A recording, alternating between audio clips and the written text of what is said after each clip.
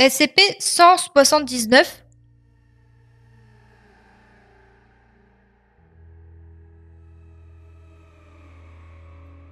Euh... Soel Suessor. Je sais, là, je dois vous avouer que... Là, je saurais pas. Je saurais pas du tout ce que c'est. C'est un taumiel. Donc c'était avant un censure et maintenant c'est un taumiel. Ah, un petit taumiel. Trop bien. Du coup, qu'est-ce que c'est? Là, je dois vous avouer que je suis très curieuse parce que... Aucune idée. Mais vraiment aucune idée de ce que peut être concrètement ce SCP. Aucune idée. SCP-179, c'est une entité humanoïde localisée à une distance constante d'approximativement 40 000 km de la région polaire sud, dans la photosphère solaire.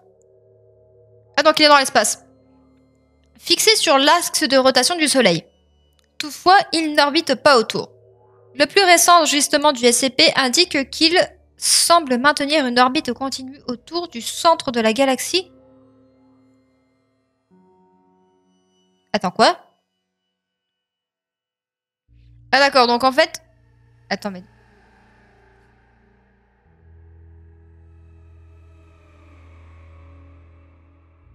Attends, je comprends pas. Ça veut dire que concrètement, là, pour l'instant, il tourne... Enfin, en gros, il tourne donc en orbite autour du centre de l'univers.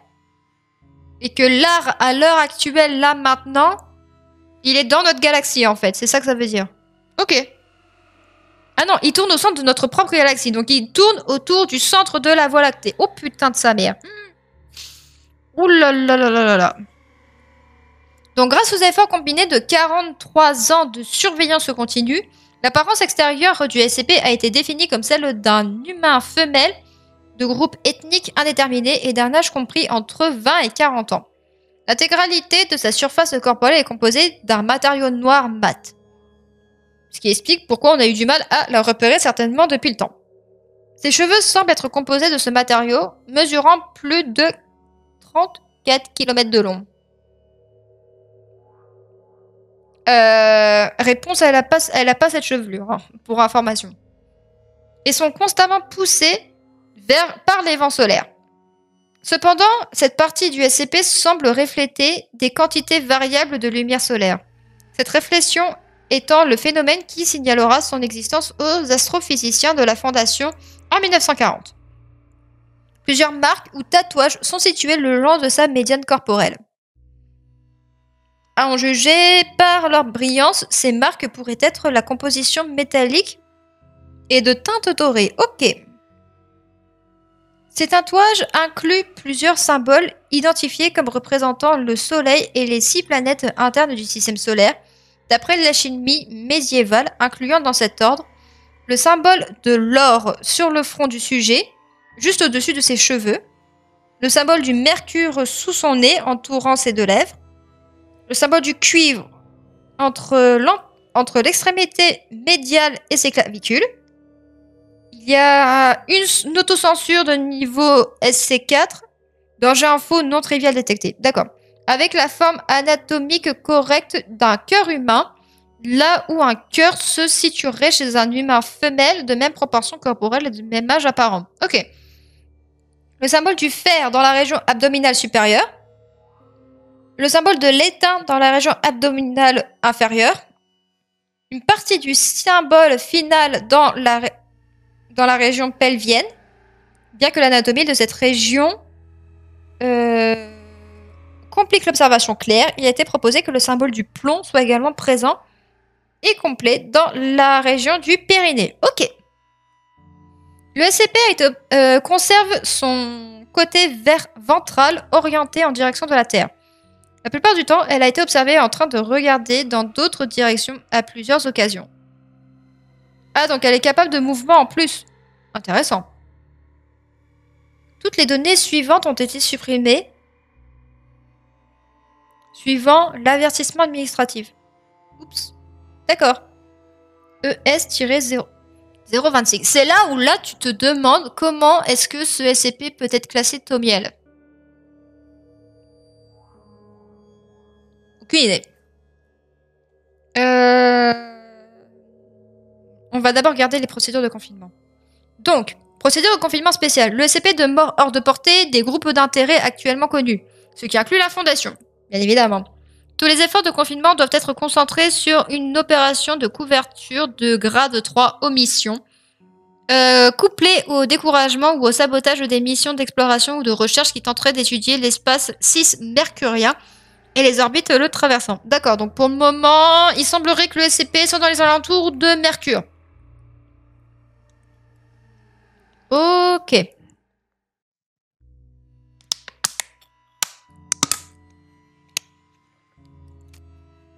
Du coup, il va falloir que vous nous expliquiez un peu plus en détail pourquoi c'est Thaumiel.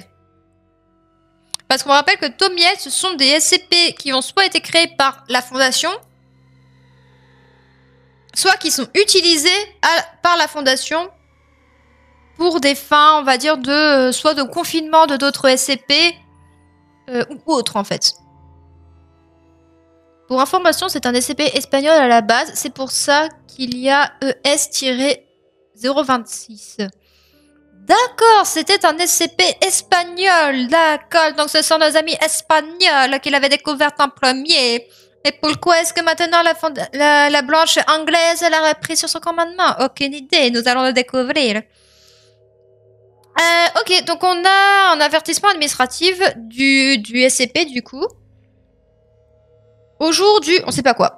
SCP-179 a été reclassé Thaumiel. Tous les membres du personnel impliqués disposant d'une accréditation inférieure à 4 sur 179 seront soit promus, soit réassignés afin de respecter cette nouvelle classification.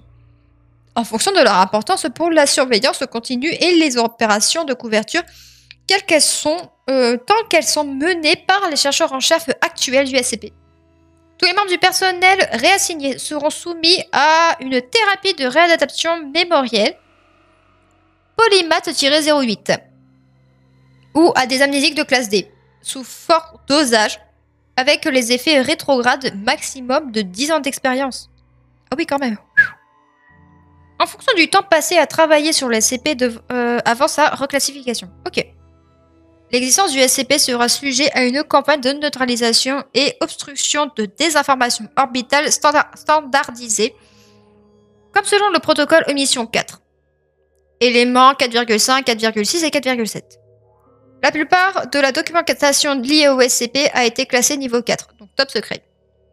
Toutes les données supplémentaires liées au SCP sont classifiées niveau 5, niveau Thaumiel, et ne sont rendues accessibles qu'au personnel autorisé d'accréditation 5. Oula, ok.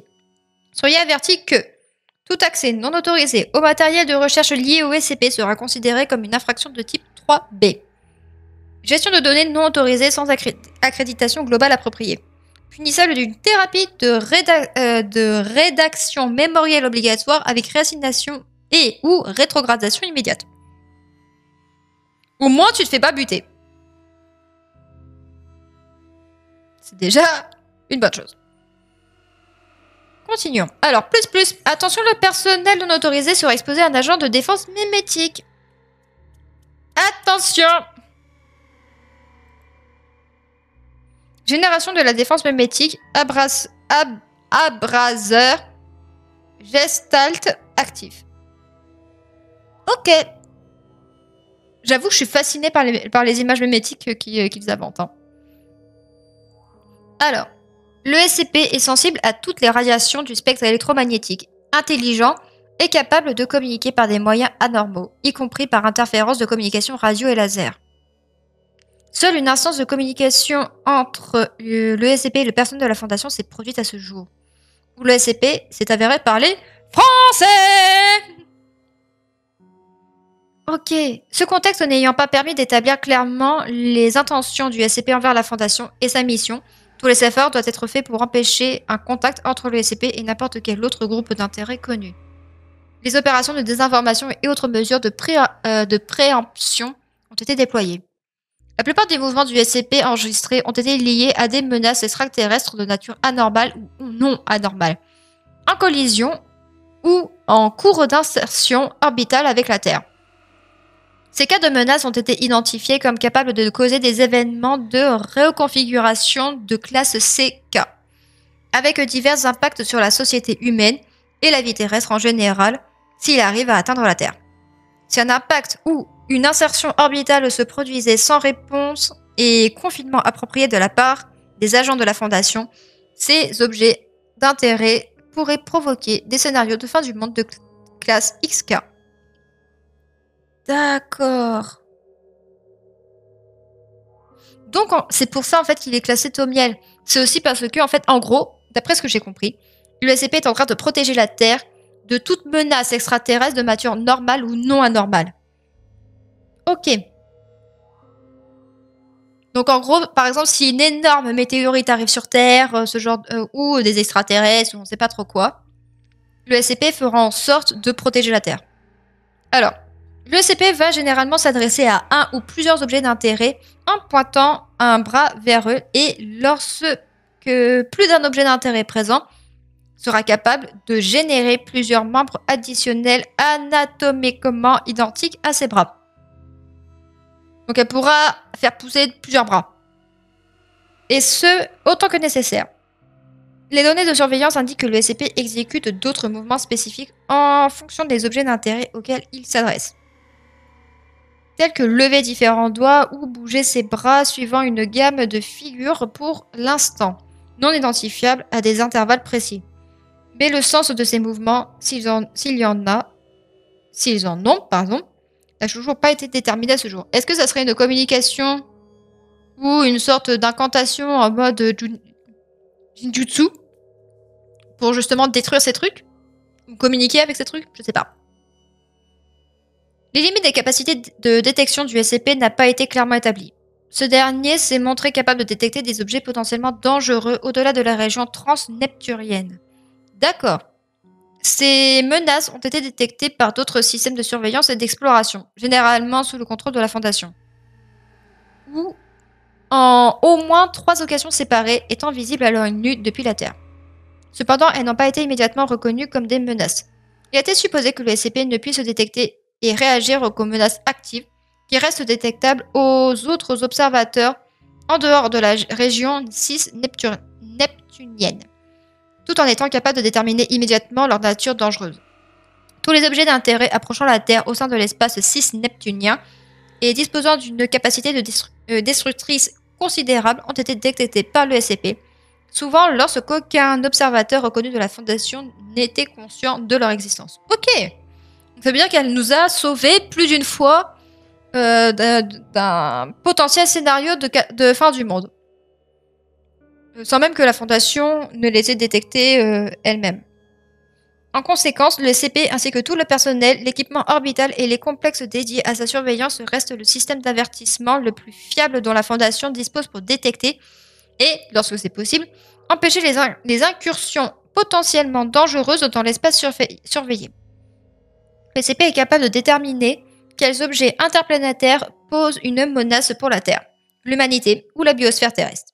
Ce qui en fait un atout majeur pour le projet de système d'avertissement avancé orbital composite de la Fondation, qui inclut actuellement beaucoup de SCP. Qu'est-ce que c'est que ça?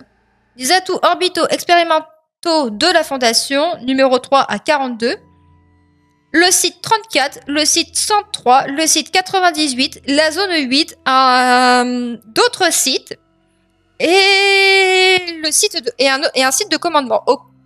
En gros, beaucoup de choses. Beaucoup de choses. Ainsi que plusieurs membres du personnel sous couverture dans différentes agences spatiales, comme la NASA certainement, et des consortiums internationaux liés à l'exploration spatiale. Toutes les données d'intérêt liées ou obtenues par l'USCP seront marquées COEWS-179 et considérées comme des informations prioritaires pour tous les départements de la Fondation. Ok. Donc c'est pour ça en fait qu'elle est classée Thaumiel, c'est parce qu'en fait du coup, d'elle-même, elle protège la Terre. Donc elle aide la Fondation.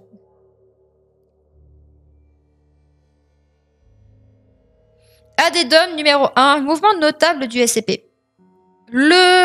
Alors, 13 décembre 1940. Premier mouvement enregistré du SCP. L'entité qui était restée avec les 2 bras croisés lève un bras en direction d'un objet interplanétaire, jusque-là non détecté, dont la trajectoire indiquait une collision avec la Terre. Après cet impact, un événement collatéral endommagea une grande partie d'une ville, avec de grandes quantités de sécrétions muqueuses anormales. Il fut plus de 1003 morts qui, combinés avec le phénomène anormal lié à on sait pas trop quoi, peut-être à un autre SCP, aucune idée. L'objet central restant fut reclassé en un SCP. Le SCP-179 revint à sa position originale. Le 22 septembre 1942, 2 ans plus tard. 6e mouvement enregistré du SCP, l'entité lève un bras en direction de quelque chose, dont la trajectoire indiquait une collision avec la Terre. L'objet d'intérêt s'écrase près d'Auckland, en Nouvelle-Zélande, quelques jours plus tard, donc le 4 octobre 1942. L'objet se sépare lors de l'impact en plusieurs équipements de nature mécanique.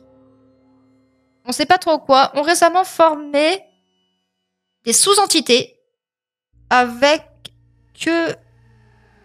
des pertes civiles minimes. Ok. Une fois l'objet correctement confiné par les agents de la Fondation et reclassifié, la plupart des sous-entités ont été éliminées. Le SCP revient à sa position originale. Les forces d'intervention mobiles, on ne sait pas trop lesquelles, procèdent à traquer et détruire les autres sous-entités récentes. D'accord, donc en gros, elle n'empêche pas vraiment la collision, mais en tout cas, je pense qu'elle fait au minimum en sorte que cette collision soit moins dangereuse, en tout cas, elle ait moins d'impact, elle soit moins forte, moins puissante. Mais dans tous les cas, s'il y a des SCP à l'intérieur, en soi, c'est pas mal parce que du coup, on peut détecter maintenant, grâce à elle, les SCP qui sont d'origine extraterrestre. Oui, parce que concrètement parlant, un extraterrestre, c'est un SCP. Hein.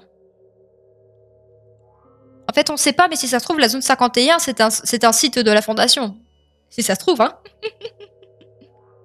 Alors, dans les années 1900, c'est pas trop quand, 18e mouvement enregistré du SCP. L'entité lève son bras droit en direction de on sait pas trop quoi. À ce jour, l'entité a gardé un de ses bras principaux, passant de l'un à l'autre si nécessaire, pointé dans la même direction. Donc à l'heure actuelle, depuis on sait pas quelle date, alors entre 42 et 49, peut-être pendant la Seconde Guerre mondiale, le SCP a pointé quelque chose du doigt et est resté dans cette position depuis, changeant de bras si jamais c'est nécessaire. Ok. Le 1er mars 1949, 23e mouvement enregistré du SCP. L'entité lève un bras dans la direction astéroïde de classe A mort, qui avait adopté une trajectoire indiquant une collision avec la Terre. La Fondation utilise une combinaison de plusieurs objets SCP pour lancer un véhicule interplanétaire contrôlé à distance, capable d'agir comme tracker plutôt gravitationnel, je sais pas. Là, la traduction est vraiment pas très correcte. Là, la traduction, il y a des fautes. Il y a beaucoup de fautes, là.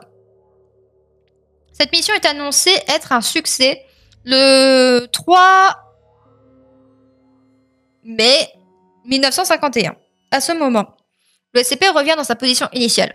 Note, les équipements de surveillance ont observé que l'entité effectuait un mouvement comparable à un hochement de tête.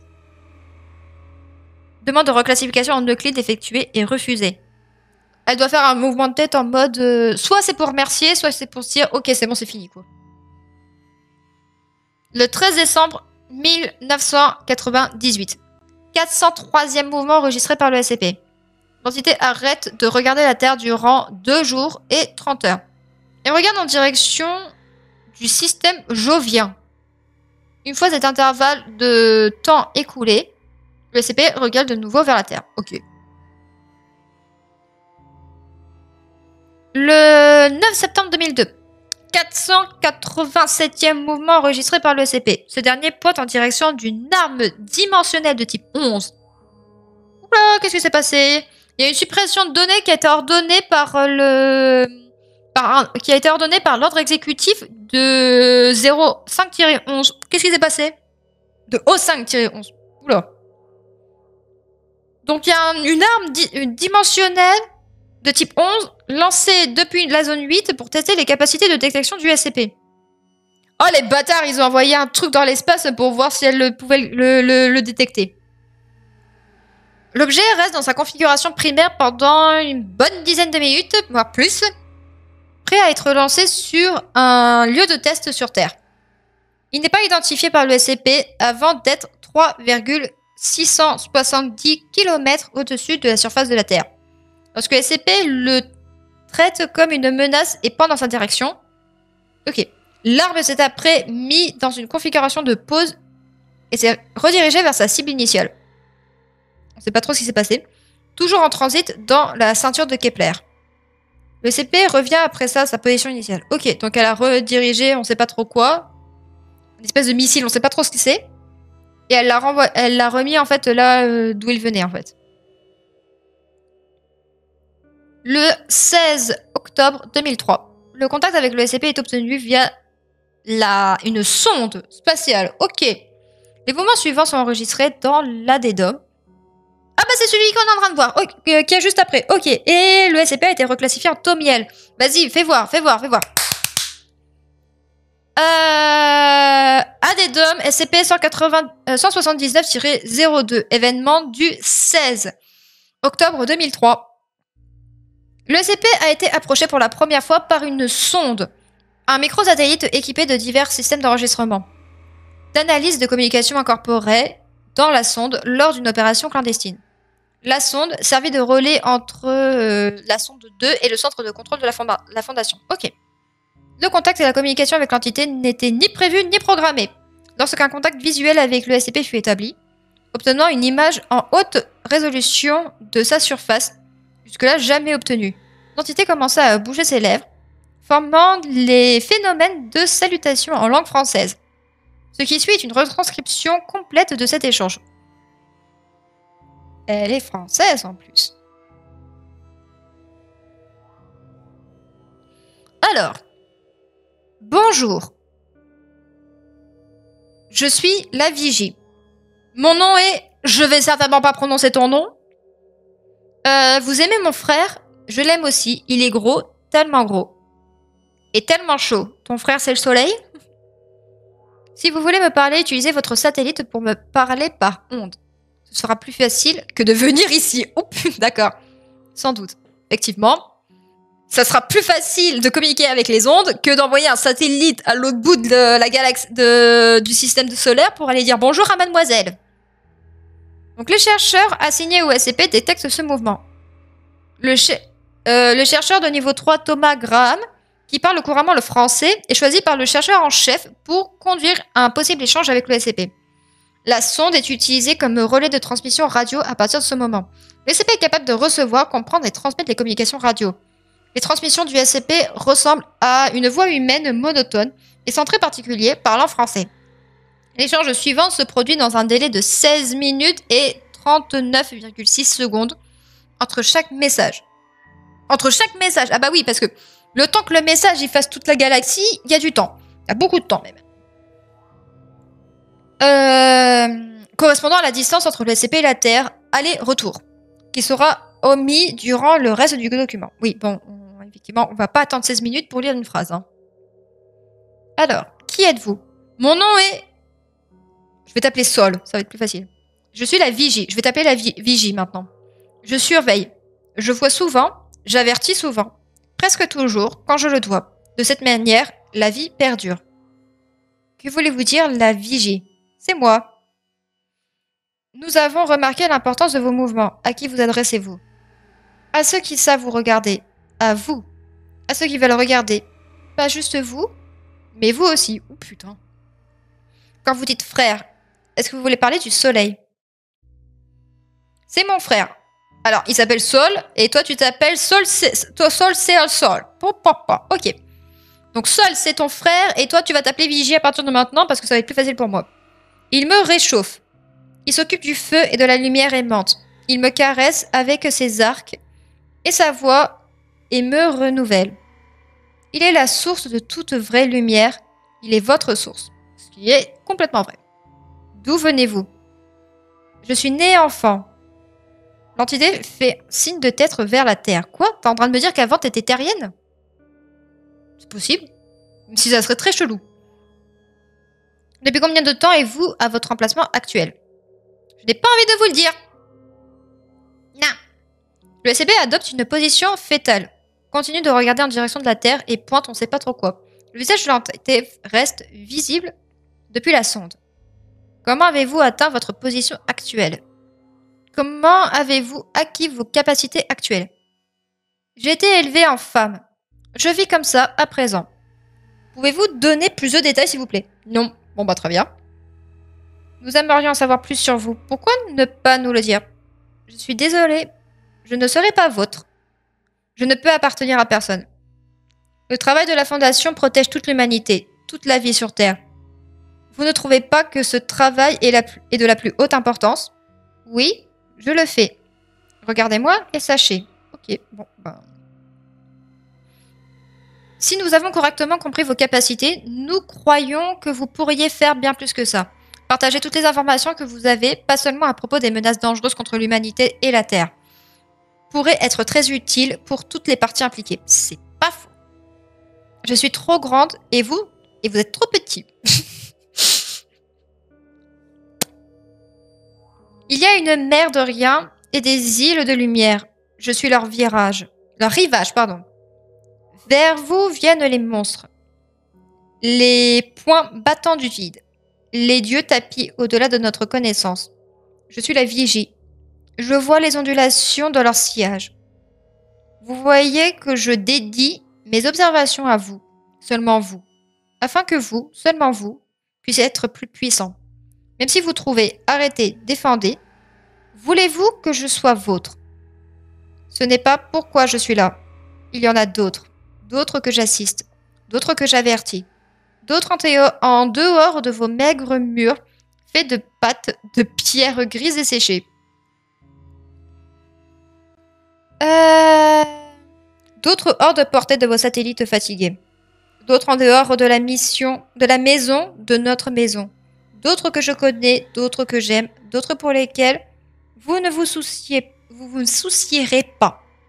D'autres qui sont venus avant. Et par-dessus tout, d'autres en dehors de vos petits murs de règles et d'os et de lois et de chair et de souvenirs et de serments que vous construisez autour de vous jusqu'à ne plus vous souvenir d'eux. D'autres que j'aime fort et pour l'instant, seul mon frère est égal à moi. Excusez-moi, je ne vous comprends pas ce que vous venez de dire par les autres. Pourriez-vous, s'il vous plaît, vous expliquer en d'autres termes? Mais je n'ai pas d'autres mots. Est-ce que ça veut dire que concrètement, elle est celle qui protège concrètement la galaxie, enfin notre galaxie, et du coup tous les habitants de notre galaxie? Mais dans ce cas, pourquoi est-ce qu'elle aurait des mouvements uniquement vers la Terre? C'est surtout ça que je me pose comme question.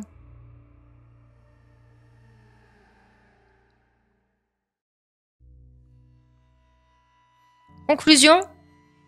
En dépit de plusieurs tentatives de communication, le SCP n'a pas effectué de nouveaux mouvements ni transmis d'autres messages. Jusqu'à aujourd'hui, le SCP n'a répondu à aucun message en provenance de l'équipe de contact de la Fondation ou de toute autre initiative de la part d'un groupe d'intérêt connu. Donc ça veut dire que d'autres groupes d'intérêt ont tenté certainement de communiquer avec elle, mais que du coup, elle n'a plus jamais répondu. Ok, c'est trop intéressant. Elle est beaucoup trop intéressante cette meuf. Oh là là là là là là.